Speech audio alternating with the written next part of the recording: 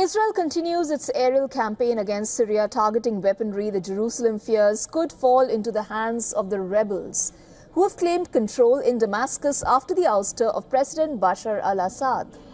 According to two Syrian security forces quoted in the Al Arabiya television channel, Israeli planes bombed at least 3 major Syrian army air bases that housed dozens of helicopters and jets.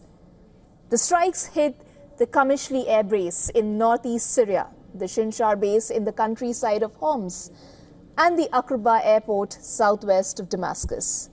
According to a Britain-based war monitor, Israel conducted more than 100 airstrikes on military targets in Syria on Monday. There were also at least 2 explosions in the area where an office of the Syrian Scientific Studies and Research Center, the SSRC, is based. The SSRC has been sanctioned and previously struck for its links to chemical weapons production under the Assad regime. The attacks come as the Israeli army takes new position in a buffer zone between Israel and Syria in the Golan Heights, created as part of the 1974 ceasefire between the countries. The Israeli army released footage showing what it said were Israeli paratroopers preparing and entering Syria. The caption to the video read, "Yesterday, that is on December 8th, forces of the 210th Division took steps proactively ensuring the defense of Golan in light of internal events in Syria." Now, the United Nations said it was a violation of the 1974 deal. The United States, which is a close ally of Israel, jumped to its rescue, saying that the incursion must only be temporary.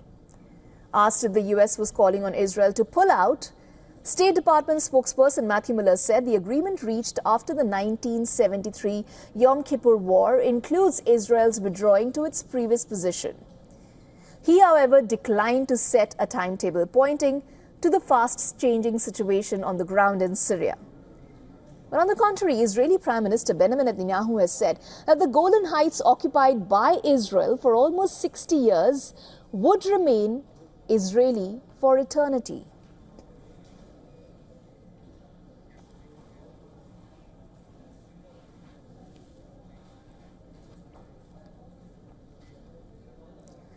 Lieutenant Colonel Dr. Mordechai Kedar, former senior IDF military intelligence officer and Israeli scholar of Arabic culture and a lecturer at the Bar Ilan University, now joins us live from Tel Aviv. Good to have you with us on the show. Qatar, Saudi Arabia, Iran, Iraq, all condemning Israel's land seizure after the fall of the Assad government, calling it in violation of international law. How do you read what Herzi Halevi terms as Israel opening up a fourth front of war? In fact, very simply, if you can explain for our viewers, why has Netanyahu expanded the war into Syria? Well, Syria, as you know, was taken by a group of jihadists named Tahrir al-Sham. Tahrir al-Sham means liberating of the Sham. The Sham includes Israel. And they actually, this is what they say, that after Damascus, they will go for Jerusalem. Means to eliminate the state of Israel. So, in order to protect Israelis from these jihadists, like ISIS-like people, we definitely have to get rid of the weapons which they might find and use against us. Israel cares about its own citizens, and in order to protect them from the jihad, we have to do these things. Otherwise, these weapons will fall into the hands of the jihadists. And I don't think that India supports these kinds of weapons, especially chemical weapons, which were in the Safira place, which was bombed, to the hands of jihadists. This is one thing. Second thing, in Shinshar, which you mentioned, there were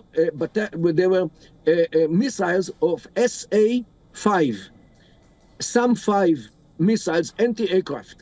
These missiles cover the whole space of the state of Israel. Therefore, we definitely have to get rid of them, because as long as they were under the hands of Assad, we could maybe rely on the fact that the man is not such a jihadist to fight against our civil airplane traffic. Yet, when it comes to the jihadists, nobody really knows what they can do with these missiles. So definitely Israel must have got rid of these missiles, anti-aircraft missiles. Dr. Kedar, Netanyahu says the move into the buffer zone was necessary as a temporary defensive position. A war monitor has said that Israel has conducted hundreds of strikes on Syria since the fall of its president. It added that the raids had destroyed the most important military sites in the country. Does this constitute the formation of a temporary defensive position, or is this a military tactic set to aid Israel with its other war front in West Asia, particularly with the Hezbollah? And may I also add, this is as we speak, Benjamin Netanyahu is facing a criminal trial. One has nothing to do with the other. The criminal problem is one thing, and what Israel does in order to protect itself is something else. Don't forget that we are at war against the jihad in Gaza, against the jihad in Lebanon, and now another jihad probably came to power in Syria.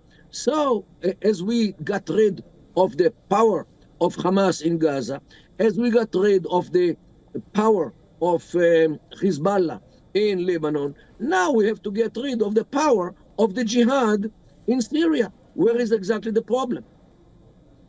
Sure.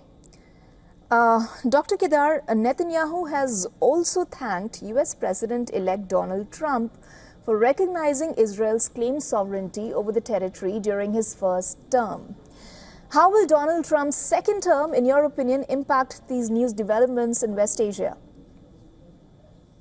I think that the mere fact that Trump was elected actually encouraged the jihadists to go against Assad, because don't forget that Assad was the backbone of the Iranian pact, which includes Iraq, Syria, Lebanon, Yemen with the Houthis, and Hezbollah and Hamas in Gaza. This was the Iranian coalition which was supposed to destroy the state of Israel. Israel succeeded to destroy 3 of the tentacles of the Iranian octopus in Gaza, in Lebanon, and in Syria. And now this octopus is threatening to attack Israel. And Israel will not stand idly to look at how the Iranians are threatening Israel. And Netanyahu is the one who conducts all this campaign against this octopus of the Iranians.